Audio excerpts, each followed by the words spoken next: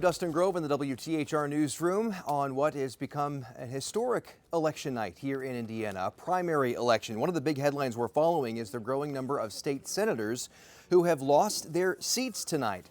President Trump went after a number of state senators who voted against his redistricting plan, and it appears to have worked. Take a look at this. So far, State Senate District 1, the incumbent, Dan Durnall, knocked off tonight by Trump-endorsed challenger Trevor DeVries. Over here, incumbent Linda Rogers lost her seat tonight to challenger Brian Schmutzler up in District 11. That's in the South Bend area. Moving on, Senate District 19. Republican challenger Blake Fichter defeated longtime high-ranking state senator Travis Holdman tonight.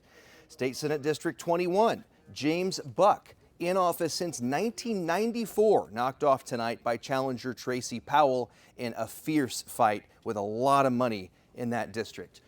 State Senate District 23, this is a really close one. So Spencer Deary appears to be in the lead right now. This is a bit outdated. I was told that he is in the lead right now by just literally a handful of votes.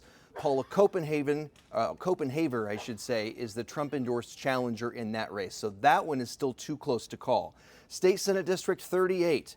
This is the lone state senator who has been retained, who kept his seat tonight. Greg Good winning with 83% of precincts reporting. He's got 54% of the vote. And then State Senate District 41 down here, the incumbent Greg Walker lost his seat tonight to challenger Michelle Davis. Political experts say this means President Trump basically can still have a major impact on statewide races, and you can bet lawmakers in other states will certainly be taking notice of that. All right, want to give you a rundown of what the numbers are looking like for our congressional House races right now. Let's start up in Northwest Indiana. House District 1, the Republican primary, Barb Regnitz winning that right now with 48% of the vote to her challengers, with 68% of precincts reporting. That has not been called yet.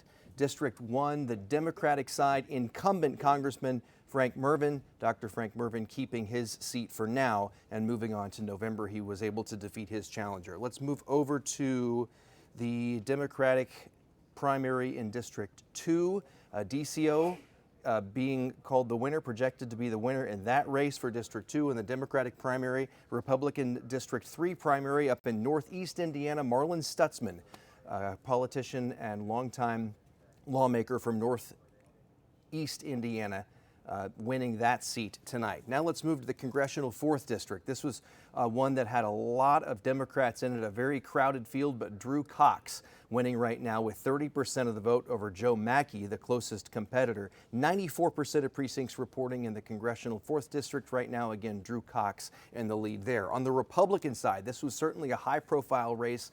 Jim Baird has been declared the winner in that race, beating Craig Haggard 60% to 31%. So Congressman Jim Baird able to keep his seat for now moving into November. Let's move down to Indiana Congressional District 5. J.D. Ford, former state senator, hoping to become the next congressman for Congressional District 5. He won the Democratic primary tonight, and so he will face incumbent Republican Victoria Spartz in November. She defeated her challenger 60 to 40% tonight. Moving into the Democratic 6th Congressional District primary, you can see that Cindy Worth there won with 59% of the vote. On the Democratic side, Congressional 6 Republican primary, Jefferson Shreve holding on to his seat, but that was a pretty close one. Look at that, 53 to 47%. With 92% reporting. To Indianapolis now, the Congressional District number 7. This was one to watch as well. Incumbent Congressman Andre Carson winning that tonight, 62%. This was the most competitive primary he's ever faced in his years in office as congressman in the 7th District. He will face Patrick McCulley in November. Patrick McCulley winning the District 7 Republican primary tonight. And moving into the 8th District down in Southwest Indiana, we have Allen declared the winner there with 68%. And Democratic District number 9, Meyer, leading right now 38% to Peck's 34%. You'll notice this one hasn't been declared yet because only 86% of precincts are reporting. So we'll continue to follow that one. All right, so that's a quick look at some of the big races we're following here in the WTHR newsroom. We have reporters throughout the area talking with the candidates. We're getting analysis and reaction. We'll have more updates for you coming up at 11 o'clock over on WTHR Channel 13 and here on WTHR Plus as well. We hope to see you then.